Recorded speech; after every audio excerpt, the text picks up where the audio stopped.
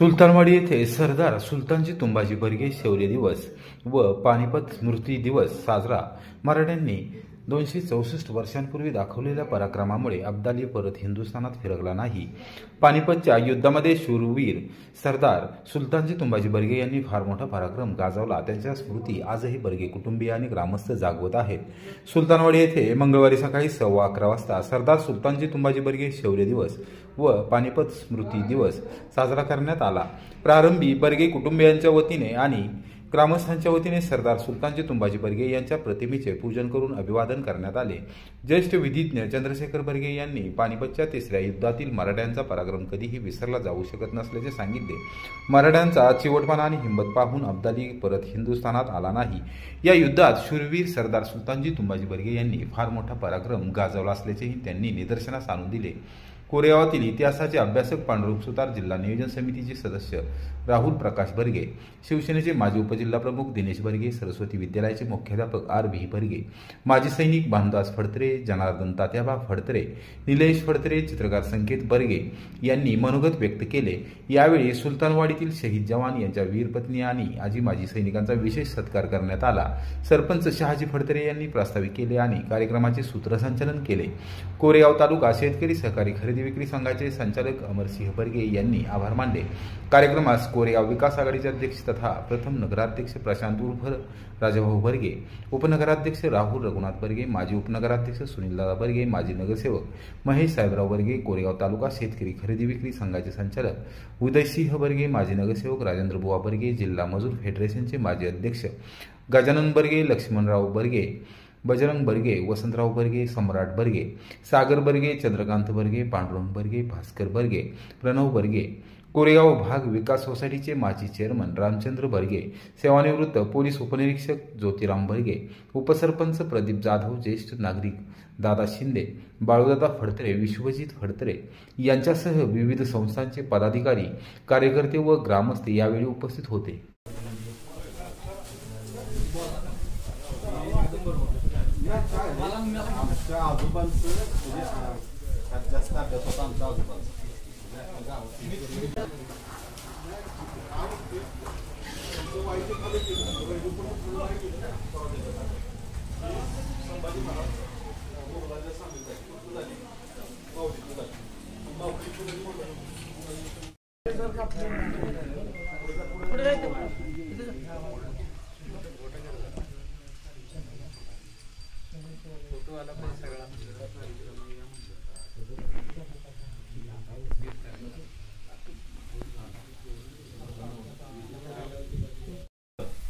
इतकं भयानक होतं की पहिलं महायुद्ध, दुसरं महायुद्ध झालं, परंतु हे पानिपतचं महायुद्ध त्याची भयानकता इतकी होती की एकाच दिवसात 1.25 लाख मराठी सैन्य त्या युद्धात मारले गेलेलं आहे. आणि त्या युद्धात मराठे हारले, परंतु त्यांनी जो एक उद्देश साध्य करायचा होता तो उद्देश साध्य झाला. नाहीतर आज भारत देश हा मुस्लिम देश म्हणून आज गणला गेला असता. आणि त्या पानिपतच्या लढाईत जे वीर त्यांचं जे शहीद झाले त्यांचा एक स्मृतीला त्यांच्या उजाळा देण्यासाठी आपण गेले 8-10 वर्ष पानिपत शौर्य दिन म्हणून सुलतानवाडीत आपण साजरा करतोय. आणि आजही तो शौर्य दिन या ठिकाणी आपण सर्वांच्या उपस्थितीत साजरा करत आहोत. आणि त्याबद्दल सर्व कोरेगाव आणि सुलतानवाडीतील नागरिक या ठिकाणी उपस्थित राहिले, त्यांचं सर्वांचं या ठिकाणी आभार. दरवर्षी आपण जो कार्यक्रम घेत होतो त्यात आपण थोडासा बदल केलेला आहे. या वर्षापासून आपण या ठिकाणी जे शहीद जवान झालेले आहेत त्यांच्या वीर पत्नींचा या ठिकाणी सत्कार करण्यात येत आहे. आणि जे माजी सैनिक आहेत त्यांचा या ठिकाणी आपण पानिपत दिनाच्या औचित्य साधून या ठिकाणी सत्कार करण्यात येत आहे. तरी पुढील कार्यक्रम आपण त्यांचा सत्कार करण्यात करून चालू करू. यांच्या हस्ते साडी आणि श्रीफळ देऊन सत्कार करण्यात येत आहे.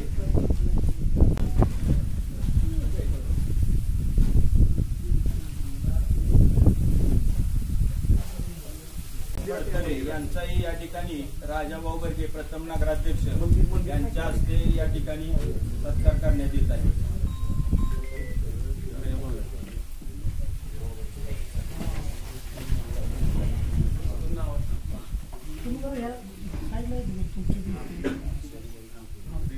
थोडं मागे या भाऊ, थोडंस मागे या भाऊ. मग फोटो दिसेल म्हणजे थोडंस मागे या.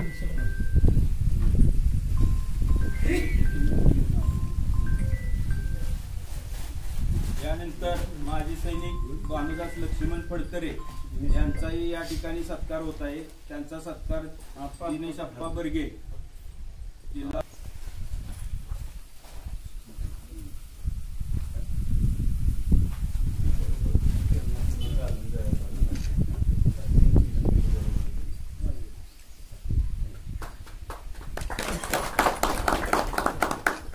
त्यानंतर शंकर ज्योती शिंदे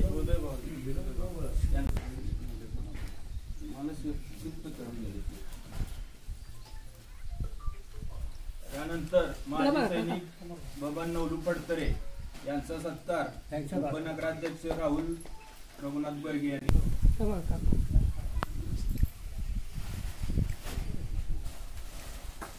त्यानंतर किसन आबाजी शिंदे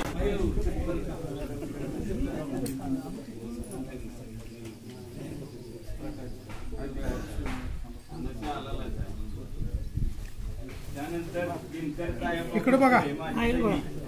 यांचा सत्कार सम्राट बर्गे यांनी करावा.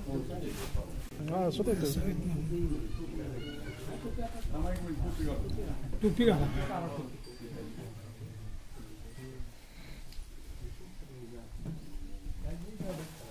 इकडे बघा तुम्ही.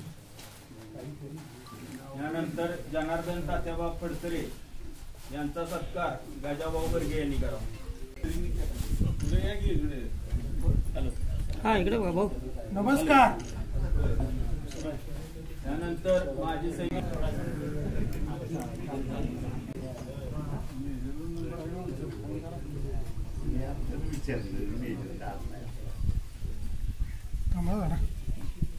हा इकडे बघा. त्यानंतर जोशी नाना कळसे यांचा सत्कार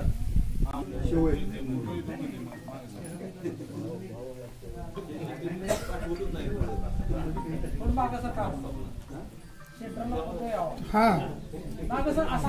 थोडस मागे. इकडे बघा दोघं पण.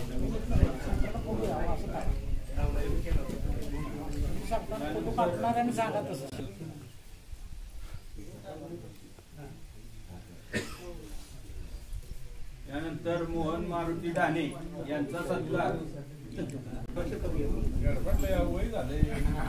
थोडस मागे सारखा बर्गे.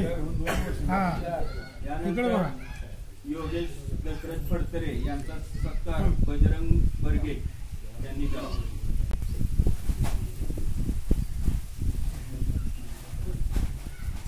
त्यानंतर लक्ष्मण महादेव फडतरे माजी सैनिक यांचा सत्कार पत्रकार पांडुरंग बर्गे यांनी करावा.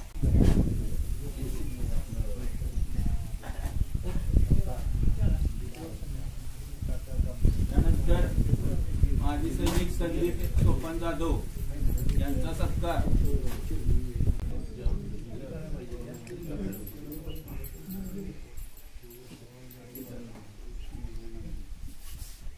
यानंतर माजी सैनिक विजय नामदेव फडतरे यांचा सत्कार पांडुरंग सुतार यांच्या हस्ते. विजू थोडस पुढे या. फोटोच्या सेंटर मध्ये. त्यानंतर माजी सैनिक संदीप रमेश फडतरे यांचा सत्कार राहुल प्रकाश बर्गे यांनी करावा.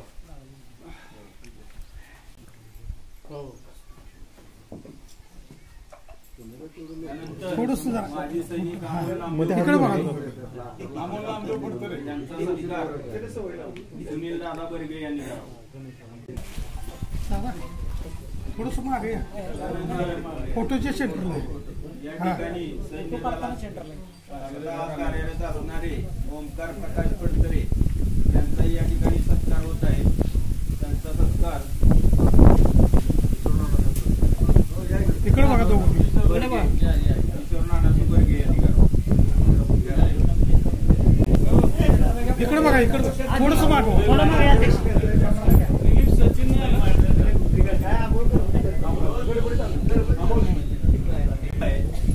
त्यानंतर आपल्याला चंद्रशेखर बर्गे थोडस पानिपत शौर्य दिनानिमित्त थोडस आपल्याला मार्गदर्शन करते. यावर्षी चांगली गोष्ट काय झाली, पूर्वी आपण ग्रामपंचायत ऑफिसची करतो, रानाचा आपुडी असायची. पण यावर्षी संयोजकांनी या महादेवाच्या मंदिरात कार्यक्रम ठेवला आहे. फार चांगली गोष्ट आहे. मुळातच माझ्यामध्ये सुलतानजी बर्गे यांच्या काळातलं हे मंदिर. अनेक वेळा हा प्रश्न विचारलं, म्हणजे हैदराबाद म्हणले की सुलतानजी बर्गे नाव कसं काय. सुलतानजी हे नाव थोडंसं मुस्लिम कॅटेगरीतलं. तर सर्वसाधारणपणे तो जो काळ होता त्या काळामध्ये हिंदू मुस्लिम फार मोठं तफावत नव्हती.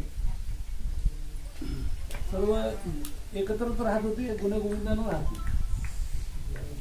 अनेक वेळा मुलं झाली नाहीत, काय नाही झाली की त्या कुठेतरी दर्ग्यात जायचं, तिथं प्रार्थना करायची आणि सांगायचं समजा मुलगा झाला, मुलगी झाली तर मी नाव ठेवली. त्या पद्धतीचा हा भाग आहे. शरीफजी भोसले का पांडवा कोण होते? शरीफजी महाराजांचे चुलते, महाराजांचे चुलते होते शरीफजी भोसले. बरं का, ते शरीफजी नाव सुद्धा मुस्लिम कॅटेगरीतलं. मुलं होत नव्हती म्हणून ती शरीफजी एक दर्गामध्ये जाऊन तिथं मागणी केली आणि मुलगा झाला आणि त्याचं नाव शरीफजी ठेवलं.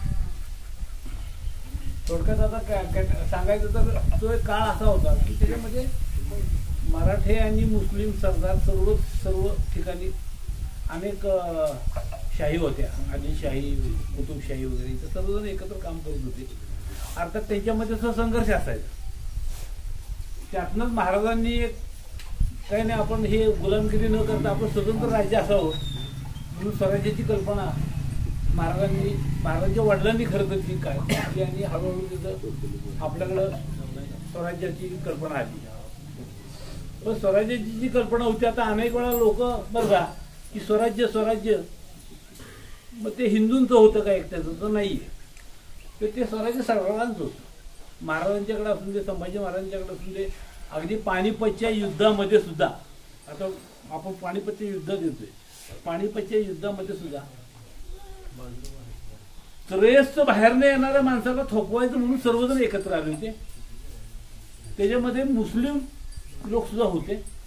असं आणि खरं तर ते कशासाठी चाललं होतं सगळं? तर ते चाललं होतं ती दिल्लीची गादी आहे, गादीचं संरक्षण करणे. आणि गादीचं संरक्षण करण्याचं काम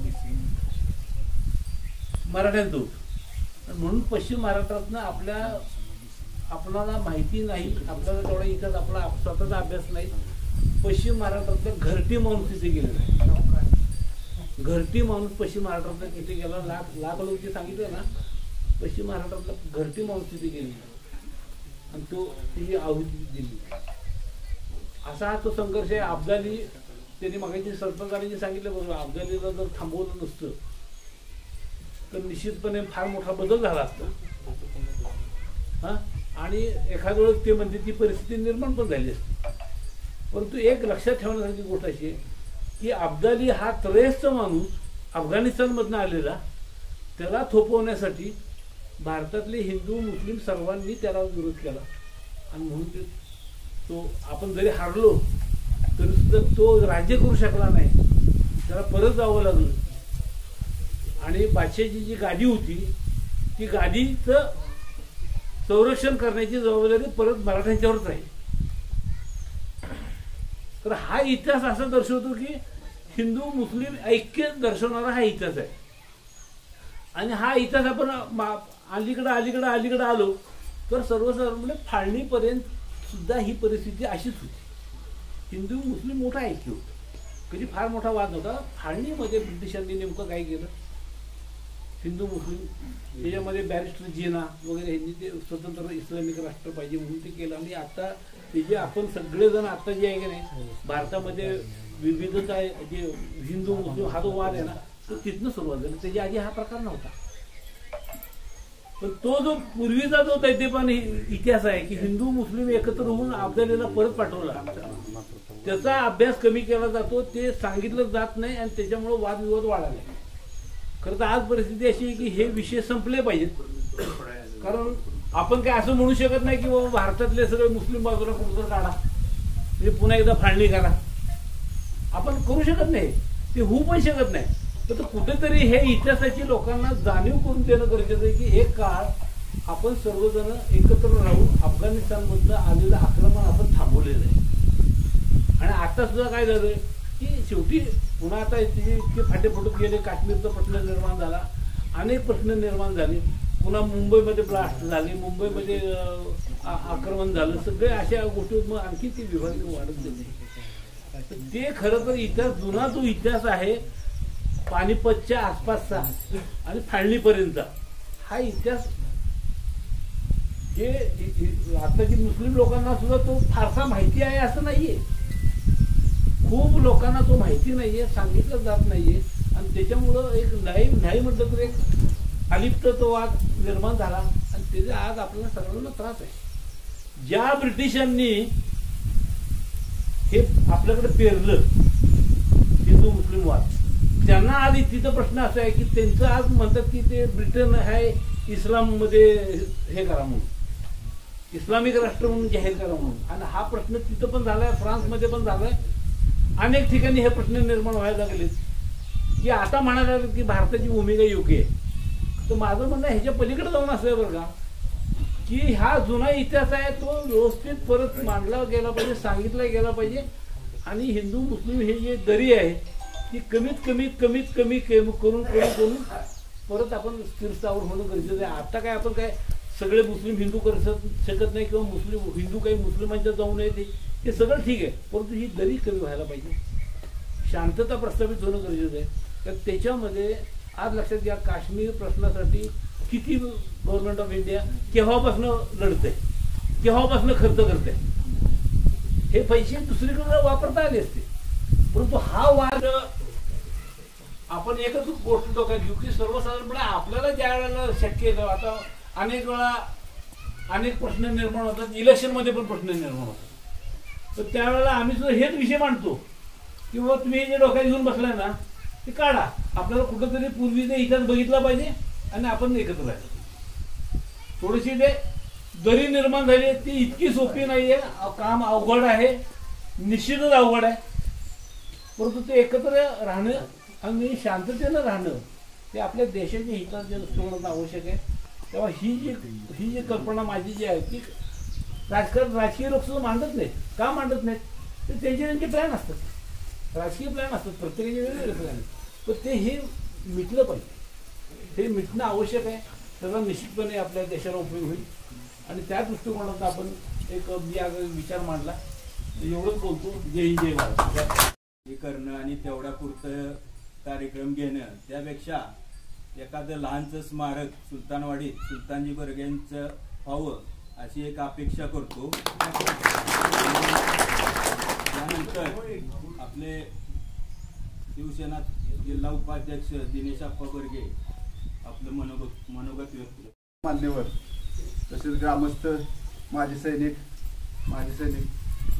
त्यांच्या वीरपत्नी, आज आपण 14 जानेवारी रोजी झालेल्या पानिपत जो संघर्ष आहे त्या संघर्षामध्ये जे मराठा वीरांनी किंवा सर्व महाराष्ट्रातील इतर मराठा म्हणण्याचा अर्थ सर्व महाराष्ट्रात जो जाती धर्म येतात त्या सर्व वीरांनी जी बलिदान दिलं ते अतुलनीय शौर्य गाजवलं, त्याला उजाळा मिळावा किंवा त्या शौर्याबद्दल युवा पिढीच्या मनात जागरूकता किंवा ते पुल्लिंग चेतावं या दृष्टिकोनातून हा कार्यक्रम आपण आयोजित करतो. बांधवांनो, ते युद्ध जे झालं म्हणजे अक्षरशः या युद्धाची कथा वाचत असताना किंवा त्या युद्धासंदर्भात जर आपण माहिती घेत असताना प्रत्येकाच्या अंगावर शहारे उभं राहतात. हे इतकं अतुलनीय युद्ध होतं. अतुलनीय म्हणण्याचा अर्थ एवढाच की भारताच्या इतिहासात किंवा जगाच्या इतिहासात अनेक युद्ध झाली, परंतु युद्ध हरणारा हा युद्ध नको म्हणतोच, परंतु पानिपत हे असं एकमेव युद्ध आहे की जो जिंकणारा सुद्धा त्या युद्धातून माघार घेतो आणि म्हणतो की असलं युद्ध पुन्हा लढायचं नाही किंवा ह्या लोकांशी युद्ध पुन्हा लढायला जायचं नाही. इतकी धास्ती जिंकलेल्यानं सुद्धा घेतलेलं, जिंकलेल्या योद्ध्यांनी सुद्धा घेतलेल्या धास्तीचं हे युद्ध आहे. म्हणून ह्या युद्धाचा पानिपत जे वारंवार एखाद्याच्या कुठल्याही क्षेत्रात जर पराभव झाला किंवा जर सर्वस्व जर संपलं तर त्याला पानिपत झालं हा दाखला देतात. किंवा अनेक म्हणी ह्या पानिपतच्या युद्धानुसार वापरले जातात. म्हणजे हे युद्ध ते सर्वसामान्यांच्या मनावर त्या वेळेपासून किती प्रभाव करणारं युद्ध होतं ह्याचा आपण विचार करू शकतो. ह्या अशा कार्यक्रमातून सर्वजण एकत्र येऊन ही युवकांना प्रेरणा मिळण्यासाठी हे असले कार्यक्रम अविरत चालू राहावेत अशी मी आशा व्यक्त करतो. तसेच आता सरपंच शहाजी फडतरेंनी जो प्रस्ताव मांडला तो प्रस्ताव सर्वानुमते आपण मंजूर करून किंवा त्या दृष्टिकोनातून आपण विचार करून श्रीमंत हरजीराजे बर्गे यांचं एखादं छोटंसं स्मारक सुलतानवाडी क्षेत्रात आपण लोकवर्गणीतून उभं करू अशी आशा मी व्यक्त करतो. पानिपत युद्धाच्या स्मृतिदिनानिमित्त सुलतानवाडी सारख्या पावनभूमीत तिथं सरदार आपले मुक्काजी तुंबाजी बर्गे यांचा स्मृतिदिन आपण इथं साजरा करतो. खरं तर पानिपतचं युद्ध त्यात जे मराठ्यांचा जो प्रचंड प्रमाणात जो राज झाला त्याच्यात युद्धात जे मृत्युमुखी पडले तो इतिहास दिनेश आप्पांनी सांगितलं. वाचत असताना खरंतर अंगावर काटे येण्यासारखी परिस्थिती त्यावेळीची होती.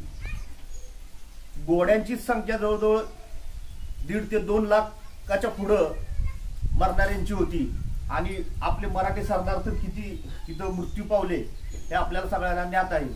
आपला इतिहास कळण्यासाठी जो इथं दरवर्षी इथं कार्यक्रम घेतला जातो खऱ्या अर्थी सुलतानवाडी आणि आपल्या सगळ्याच बर्गे परिवारांचे त्याचप्रमाणे इथं दरवर्षी आपण इथं विविध कार्यक्रम घेत असतात त्याबद्दल ह्या सर्व संघटनेचे मनपूर्वक आभार मानतो. त्याचप्रमाणे मागाशी सरपंचांनी जे सांगितलं दिनेश आप्पांनी सांगितलं नक्कीच आपण ह्या सुलतानवाडीमध्ये आपल्या सुलतानजी तुंबाजी किंवा हरजीराजे बर्गे यांचं स्मारकासंदर्भात जो काही निर्णय होईल त्या सर्व निर्णयाच्या पाठीशी आपण ठामपणे राहू आणि जे काही इथं सहकार्य लागेल ते सर्व मिळून करू अशीच मी या ठिकाणी सर्वांना ग्वाही देतो. मानुदास लक्ष्मण फडतरे मनोगत व्यक्त करतो. कोरेगावचे सर्व ग्रामस्थ, सुलतानवाडीचे सर्व ग्रामस्थ, जे माजी सैनिकाचा आज त्यांनी सत्कार केला त्याबद्दल सर्वांचा धन्यवाद. आणि मला योग आम्हाला 15 मध्ये मी गेलो होतो पानिपतला खरेदीसाठी. तर तिथं असे 2 जवान होते 25-30 वर्षाचे ज्यांच्याकडे आम्ही खरेदीला गेलो होतो. त्यांनी 3 दिवस आम्हाला तिथं फिरवलं आणि पानिपतची लढाई जिथं झाली त्या पानिपत शहरापासून साधारण 7 ते 8 किलोमीटर होतं. आता मी महाराष्ट्रातला आहे किंवा आर्मीमध्ये हे त्यांना कल्पना नव्हती. तर गेल्यानंतर त्यांना इतकं नॉलेज होतं. आता तिथं म्हणजे चालू शकत नाही, मोठा एरिया आहे तो, कंपाऊंड वगैरे केलं. त्यांनी आम्हाला 4 व्हीलरमध्ये सगळीकडे फिरवलं. एक कुवा म्हणजे आपल्याकडे विहीर म्हणतो, एक मोठी विहीर होती तिथं. इतकं सैनिक कापलं गेलं होतं ती सगळी विहीर पूर्ण भरून त्या एरियामध्ये पूर्ण रक्तच रक्त होतं. आणि आता तिथं जे आंब्याचे झाड आहेत, भरपूर झाड आहेत त्या कंपाऊंड मध्ये, तर ते म्हणले आताही जर आंबा तो कापला तर एकदम लाल भडक निघतोय, म्हणजे रक्त सांडलेलं. म्हणजे इतकं भयान त्यांनी आम्हाला स्टोरी सांगितली. तर हे सत्कार केल्याबद्दल सगळ्यांचं धन्यवाद. सर्वांना माझा नमस्कार. आज सांगायचं म्हणजे आपण हे जे स्मृती दिन किंवा युद्धाच्या संदर्भात ही स्मृती करतो की आज नवीन जे इथून पुढे पिढी तयार होणार आहेत किंवा जे जवान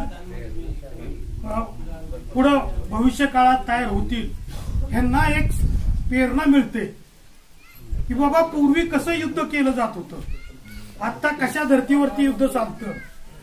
असं जर आपण कार्यक्रम करत राहिलो तर आपण सुद्धा त्या मुलांना एक प्रेरणा देण्याचं एक योग्य चांगलं मार्गदर्शन आहे.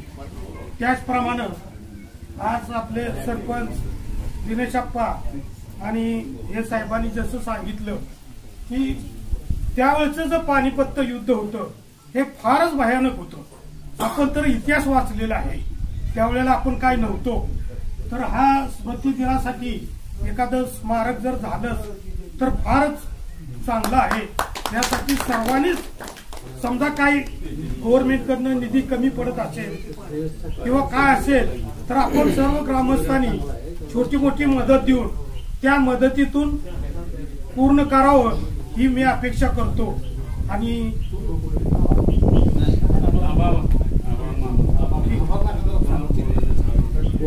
एक सत्कार राहिला या ठिकाणी सत्कार होत आहे.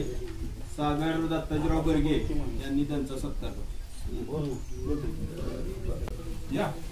सरस्वती हायस्कूलचे मुख्याध्यापक आर.व्ही. बर्गे या ठिकाणी आपलं मनोगत व्यक्त करते.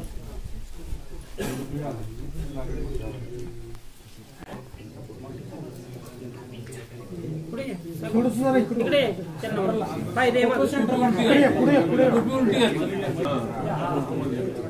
इकडे बघा.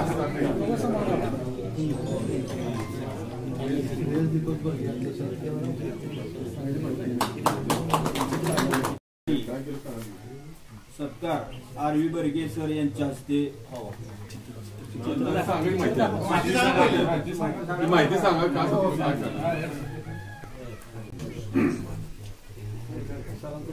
हरजी शिवाजी बर्गे हे आपले मूळ पुरुष. साधारण कोरेगावमध्ये 1457ला त्यांचे प्रवेश झाला. त्यानंतर त्यांचे 5 मुलं, त्या 5 मुलांचा हा संपूर्ण विस्तार आपल्या कोरेगाव, चिंचनेर आणि संपूर्ण महाराष्ट्रामध्ये आपल्याला दिसून येतो. त्यामध्ये अनेक सरदार दारातीर्थी पडलेले आहेत. त्यामध्ये आपल्याकडे माहीत असलेले किंवा पुरावे असलेले अनेक जण आहेत. त्यातीलच एक आनंदराव यांचा मुलगा बळवंत आनंदराव बर्गे हे सामानगडाच्या पायथ्याला 31 जानेवारी रोजी लढाई झाली. त्या लढाईमध्ये तोफेचा गोळा लागून मृत्युमुखी पडली. तर हा उपक्रम राधानगरी वगैरे त्या भागातील बर्गे जे तरुण आहेत त्यांना एकत्र करून तिथं 31 जानेवारीला हा उपक्रम घ्यायचा ठरवलेला आहे. आणि त्यामध्ये हे चित्र काढून, मी तरुणच होते एकदम, त्यामुळे त्यांना मुलबाळ वगैरे काय झालेलं नाही, तर त्यांचे चित्र काढलेलं आहे. त्यामुळे त्यांचा सत्कार आपण इथं घेऊ.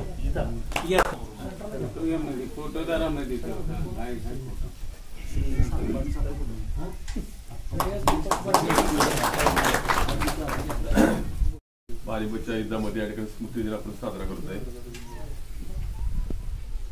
या सुलतानवाडीमधील सर्व ग्रामस्थ, कोरेगावातील सर्व बर्गे परिवार, इतर परिवार तर दरवर्षी आपल्या ठिकाणी हा दिन साजरा करतो. आता बऱ्याचदा होतं, माझी बऱ्याच पक्षांनी सांगितलं की पानिपतचा युद्ध संग्राम हा जगातला अगदी ठराविक मोजका युद्धामध्ये या ठिकाणी मोजला जातो. आता ज्यांनी पुस्तकं वाचले, आता माझ्या मते पांडुरंग सूत्रांनी बरेच समय बर्गे परिवाराचा इतिहास, पूर्वज, हा जो फोटो आहे, चित्र आहे, तर त्यांनी भरपूर अभ्यास केलेला आहे. आता बरीचशी काय मंडळी बर्ग्यांची जी जिथं काय मूळ घराणी आहेत तिथं जाऊन सुद्धा आलेले आहेत. हा इथंच आपल्याला नवीन पिढीला अजिबात माहित नसतं. म्हणजे आज इथं बरेचशा ठिकाणी जुने जाणकार असतात, मग आपल्याला नवीन मुलं ओळखी सुद्धा नसतात. मग हा कुणाचा आपण त्या ठिकाणी चर्चा करतो. मग आज एक दिवस आपण इथे येतो त्यावेळेपुरतं घोषणा होतात, गोष्टी होतात, पुन्हा सगळं विसरून जातं. पुन्हा पुढल्या वर्षी पुन्हा वस्तू देतो. माझा म्हणायचा उद्देश एवढाच आहे, आपण बर्गे नाव लावतो, अभिमान असतो, सगळं नाही. आता मराठी हा शब्द आहे, माझ्या म्हणजे मी सांगितलं आपलं की मराठी हा शब्द मुळात असा आहे की मराठी नुसता मराठा नव्हे, मी सर्व जातींचा त्यात समावेश असतो. त्याच्यामुळे मराठी भाषा म्हणतो. महाराष्ट्रामध्ये बऱ्याचशा भाषा असतात, त्याला मराठी समजलं जातं. तसं मराठी हा जो शब्द आहे सर्व जातींचा समावेश आहे. हिंदू मुस्लिम काय अलीकडच्या लोकांनी थोडंसं याकडे हा फरक करून दिलेला आहे. आज आपण मंडळ्या बांधतो, काही गोष्टी आपल्या लग्नामध्ये सगळ्या ज्या गोष्टी 12 पैसे करत असतात त्यामध्ये मंडळ अशी ती पट्टी वगैरे केलेली असते, आपण तिथून आणतो. म्हणजे वकिलांचा सांगण्यामागचा उद्देश एवढाच आहे. आजकालच्या पिढीमध्ये हा जो दुरावा निर्माण झालेला आहे हा दुरावा कमी होणं गरजेचं आहे. बरं, आपली गाव पातळीची पिढी असते, भावकी असते, भावकीची काही गोष्टी संस्कृती असते, आपण त्या पद्धतीने पाळतो. लग्न असतील त्या पद्धतीने पाळतो. कितीतरी सुधारलं, जग सुधारलं, मोबाईल आला, टीव्ही आला, तर जुन्या गोष्टींचं आपण वारसावून चाललं पाहिजे. महादेवाचं मंदिर आहे, तिथं भवानी मातेचं मंदिर आहे, काय बऱ्याच लोकांना माहिती नाहीये. फक्त या ठिकाणी ठराविक ज्यांची जी शेती आहे, ठराविक भावकींची इतर आहेत, इनाम आहेत, त्या लोकांना बऱ्यापैकी माहिती आहे. पण इतर जे काही भावकी आहेत नाही तर काही कल्पनाच नसते. मग देवीचं मंदिर कुठे आहे, इनाम नेमकं कुठे आहे, कोण कोण इथे शिवारात असतात. होतं कसं एक ठराविक दिवशी आपण येतो मग की जेणेकरून आज सांगितलं स्मारका बाबतीमध्ये की स्मारकाने निर्णय चांगला घ्या, एक समिती बारकी स्थापन करा, काय जे काही लोक आहेत तिथं नेमा काय असं कोणी नाहीये की जिथं प्रामाणिकपणे बिना भ्रष्टाचार एखादं स्मारक. लक्षात ठेवा की तिथं ज्या ठिकाणी चांगलं काम होतं का नाही तिथं कुठलंही माणसं म्हणजे त्याला कोणी कमी पडत नसतं. निधी हा गोळा होतो, फक्त काम करण्याची प्रवृत्ती चांगली असली पाहिजे, त्या लोकांचा पाठिंबा असावा. जी काही माजी सैनिक आहेत अशी चांगली माणसं ठिकाणी नेमा आणि हे स्मारक मी म्हणे अगदी 1-2 वर्षामध्ये उभं राहावं अशी माझी इच्छा आहे. काय भरपूर आहे इथं काम या गावामध्ये. पण काय होतं बऱ्याच जणांचं मध्ये असं असतं हे औषध पुण्याला उगवतात. मी म्हणत होते की मला लक्षात आम्ही नोकरी माणसं असतो, 10ला जाणारा 7ला येणार, गावात राहणार असतो, वकील मंडळी असतात, हे सत्य आहे. शेतकरी वर्ग काय असतो, तुम्ही सकाळ संध्याकाळ एका ठिकाणी भेटत असता, तुमची भूमिका वेगळी असते. राजकीय लोक असतात, कार्यक्रमातले काही सगळे हजर असतात, त्याला वेळ असतो, भेटतात. आमच्या काय अवस्था काय होते केव्हा तरी येतो. मी वाढला सगळं शेतीवाडी सगळे आहे, तर आम्ही वर्षातनं महाशिवरात्र असेल कार्यक्रम असेल तेव्हाच आम्ही असतो. तर माझं म्हणणे उद्देश आहे सगळ्या ह्याच्यामध्ये इन्व्हॉल्व घ्या, काय कुठल्या गोष्टी असतील सांगायचं जावं, सगळ्यांना सांगा. असं कधी नाहीये. मग हा सुलतानवाडीतला आहे, मग हा मोठा फरक आहे. म्हणजे जेव्हा तुम्ही लग्न जमवून जाता का नाही, मग कुठं राहतो, सुलतानवाडीत राहतो. बऱ्याच ठिकाणी अशी कंडिशन की वाडी म्हणलं की बऱ्याचशा बायकोमध्ये वाडीचं नातं कोण करत नाही, अशी काही वेगळ्या गोष्टी आहेत. पण त्याला सांगायला लागतं सुलतान म्हणजे काय. लोकांचा हा भ्रम फार मोठा आहे सगळ्यामध्ये. सुलतानवाडी म्हटलं की बाबा हे मुसलमानचं गाव आहे का काय आहे. सुलतानची पदवी आपण जे म्हणतो वर्गीय पाटील पदवी, देशमुख पदवी, त्या सगळ्या पदवी आहेत. पदवीच्या अलीकडची नावं आपल्याला माहित पाहिजे. आपण निकम आहोत हे सुद्धा आपल्याला माहित असणं गरजेचं असतं बऱ्याच जणांना. म्हणून जे पाटण सुधार जे आहेत चांगल्या पद्धतीने ज्यांना ती सहकार्य लागेल मी माझं एवढंच सांगणं अपेक्षा आहे की बऱ्याचशा गोष्टी अजून शिल्लक आहेत की मग आम्ही भारतामध्ये आधी तर माझ्या सांगितली पानिपत जाऊन तिथं आले. मग आपली जी वर्गांची पुढे ग्वाल्हेरपुढे येतात जिथे जिथे पुढे राहिलेले आहेत त्यांचा अभ्यास करून त्या लोकांचा इन्व्हॉल्व होणं गरजेचं आहे की जेणेकरून आपण तिथे पोहोचलं पाहिजे. त्यांना आनंद असेल ना. भारतामध्ये कोपऱ्याला म्हणून कोरेगावात आला शिक्षणाचे वर्ग इथं आपलं गाव आहे तर फार मोठा आनंद नक्कीच आपल्याला तिथे भेटेल. जेणेकरून ज्या ज्या काही भविष्यामध्ये याच्याकरता जे काही लागेल ते सर्वांनी आपण करूया एवढी अपेक्षा व्यक्त करतो. आणि स्मारक लवकरात लवकर व्हावं याच्यामध्ये अगदी कुठलीही जबाबदारी दिली. मी तो 6 महिन्यांनी रिटायर्ड आहे. रिटायर होणार तेव्हा बराच वेळ आपल्याला चांगल्या कामाकरता घालता येईल ही माझी अपेक्षा आहे. सर्वांचे धन्यवाद. तर सुलतानजी बर्ग्यांच्या नावानं जी वाडी बसलेली आहे त्याला सुलतानवाडी म्हटलं जातं. जेव्हा सुलतानजी बर्गे इकडे आली कोरेगाव सोडून सुलतानवाडीत आली त्यांनी जे हे देवळ बांधलं आणि इथंच महादेवाची पूजा करून मी माझा उदरनिर्वाह करीन. त्यांच्या सोबत जे काही निष्ठेवंत जी काही 5-6 कुटुंब होती जे आता 5-6 भावके तयार झाले जे आमच्या गावचे तर ती निष्ठावंत कुटुंब त्यांच्यासोबत आली आणि त्यांनी त्यांचा वारसा विचाराचा असेल त्यांच्या संस्कृतीचा असेल त्यांच्या नावाचा असेल आम्ही 10 पिढ्या तो चालवत आलो आणि पुढच्याही 10 पिढ्या आम्ही तो चालवतो. फक्त आमच्या पुढच्या 10 पिढ्यांना आपण सुलतानवाडी हे गावाचं नावाचं विरोध का वापरतोय का मिरवतोय त्याचं कारण कळलं पाहिजे म्हणून ती स्मारक असलं पाहिजे. म्हणजे ह्याच्या मागचं. आणि दुसरी गोष्ट जेव्हा सर जे म्हणजे स्मारकात सगळ्या भावकीची माणसं आपली इन्व्हॉल्व करून का असावीत तर ते सुलतानजी बर्गे यांच्या निष्ठेपायी ते जेव्हा ते सगळं राजपाट सोडून जेव्हा इथं बांगला म्हणून मागं माळ आहे तिथं ते आले आणि त्या देवाची सेवा चालू केली तर मंदिर बांधलं तर त्यांच्या जी निष्ठेची जी जीवातली माणसं होती तीच त्यांच्या बरोबर आली. अख्खा कोरेगाव इकडे नव्हता. अख्ख्या कोरेगावात 1000 घर असतील तेव्हा पण तिथली 6-7च घरं इथं वाढीत आली. तर त्याच्या मागचं कारण काय की ते त्यांच्यावर असलेलं प्रेम आहे. आणि दुसरी गोष्ट अशी की जसं सरमध्ये म्हणले की हे जे सुलतानजी जे आहे ते कुठल्या देवाला नवस वगैरे त्या मुसलमानाच्या केल्यामुळे नाव असेल, तर आमच्या ज्या आजोबांनी पंजोबांनी जे आम्हाला सांगितलेलं आहे हे सुलतानजी नावाची जी आहे ही पदवी आहे. आता मला एक सांगा, साधू लॉजिक आहे की जो माणूस महादेवाची पूजा करतो, महादेवाचं देवळ बांधतो आणि महादेवाच्या सेवेसाठी अर्धा आयुष्य घालवतो, तो सुलतानजी नावाचं नाव का वापरतो किंवा का तो चालवत, तो चालवणार नाही ना, दुसरं काहीतरी नाव त्याने ठेवलं असतं किंवा त्याच्या मागच्या पिढ्या 10 ते नाव चालवणार नाही. तर ते अभिमानानं काय फिरवलं गेलं तर ती पदवी होती, कुठं त्या दरबारात ती पदवी त्यांना दिली गेली असेल. जसं मिर्झा राजा जयसिंग मिर्झा ही पदवी होती, तशी ही पदवी ती दिली गेलेली असेल आणि तीच पदवी आम्ही अभिमानाने चालवतो. म्हणजे ह्या गोष्टीचा मला राग येण्याचं कारण काय की त्याच्यावर माझी निष्ठा आहे, माझ्या पूर्वजांची निष्ठा आहे, माझ्या पुढच्या 10 पिढीची निष्ठा तिथं आहे. त्यासाठी तेवढं ते करेक्शन करून घ्यावं आणि स्मारक व्हावं. आणि स्मारक तुम्ही आणलं मनात, तुम्ही असेल किंवा तुम्ही असेल तर ते अशक्य नाही.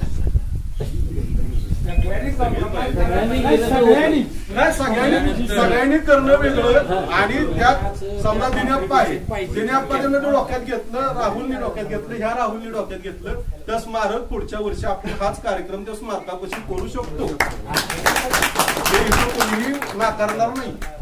धन्यवाद. आज पानिपत स्मृती दिनानिमित्त आपण इथं सगळे जमलोय. तर विषय असा आहे की मी असा इतिहासाभिमानी, मला इतिहासाची आवड आहे. मी 2-3 सामाजिक म्हणजे अशा संस्थांमध्ये काम करतो. तर 2-3 वर्ष काम केलं आणि मला असं जाणवलं की म्हणजे आता की काहीतरी वेगळं केलं पाहिजे. तर मी आज इथं जाहीर करतोय म्हणजे की मी राजा शिव छत्रपती फाउंडेशन म्हणून फाउंडेशन सुरू करतोय. तर ती म्हणजे अशी थोडक्यात सामाजिक संस्था असं त्यात आपण उपक्रम घेणार आहे भरपूर. तर त्या थ्रू निवेदन देऊन वगैरे पण आपण स्मारकाचं काम पुढे घेऊयात. माझ्या डोक्यात 2-3 अजून आयडिया आहेत, ते आपण पुढं हे करू, चर्चा करू त्याच्यावर. हे सुलतानजी बर्गेंचं स्मारक हे माझ्या ऑलरेडी आलेलं आहे एकदा डोक्यात, पण आता म्हणजे नाही का माझं वय वगैरे तसं तो विषय असतो. तर तसं आपण त्याच्या थ्रू करूयात, आपण ही संकल्पना पुढे नेऊयात. बळवंतराव आनंदराव बर्गे बरोबर, त्यांचं वय 22 होतं, पण त्यांना भरपूर लढाईमध्ये सहभाग घेतलेला. त्या वयात समजा त्यांना पण म्हणलं असतं बाबा तुझं वय बारकं, तू कावळा आहेस अजून, तुझं नाही का तुला पोरबाळ नाही वगैरे वगैरे, असं तू इतकं पुढचा विचार नको करू लढाईत विडाईत वगैरे. तसं जर त्यांना कोण म्हणलं असतं तर आज आपण त्यांचं कदाचित नाव पण घेतलं नसतं तिथं. तर तसं म्हणजे आपला हाजीराजे बर्गे यांचा जुळ असले, माझा जुळ पण असले असं नाही, पण तसं त्यांचं वैशिष्ट्य आहे. असं म्हणजे एवढ्या 2 गोष्टी बोलून मी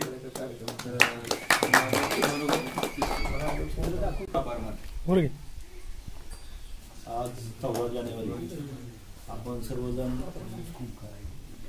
आपण सर्वजण पानिपत युद्धामध्ये धारातीर्थ पडलेले आपले जे बांधव आहेत त्यांच्या स्मृतिदिनानिमित्त हा साजरा करतो.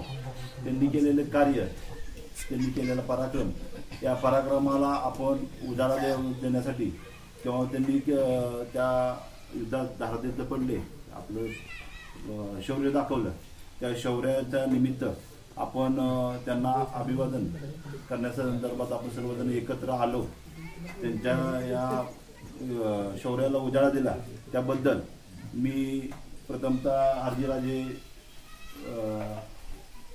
त्या वतीनं मंडळाच्या वतीनं आपल्या सर्वांचे आभार व्यक्त करतो.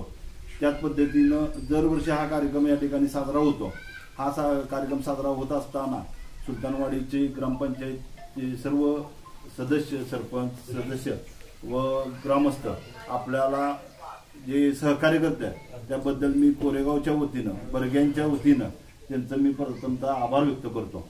आणि हा कार्यक्रम अशाच पद्धतीनं या ठिकाणी साजरा होईल. जरी स्मारक कोरेगाव होत असले तरी इथे एक छोटंसं आपण हे केलं, तसं आपण सर्वजण मिळून हे स्मारक या ठिकाणी उभा करू. आणि पुढच्या वर्षी ह्यावेळेस महिलांची संख्या कमी आहे, पण महिला सुद्धा वर्ग या ठिकाणी हजर राहील असे आम्ही या ठिकाणी हे करतो. आणि हा कार्यक्रम या ठिकाणी संपला असं जाहीर.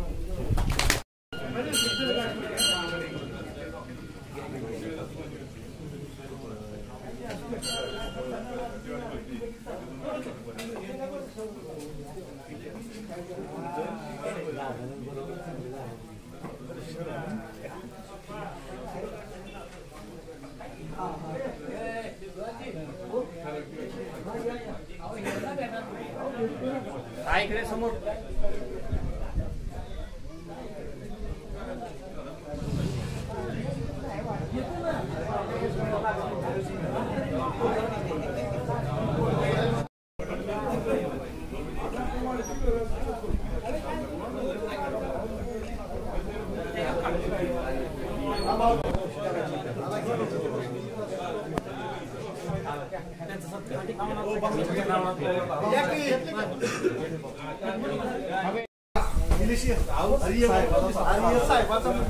सर मागे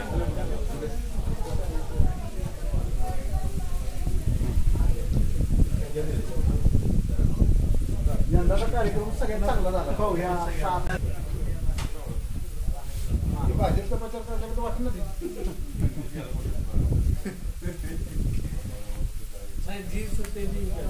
तिने सांगितलं.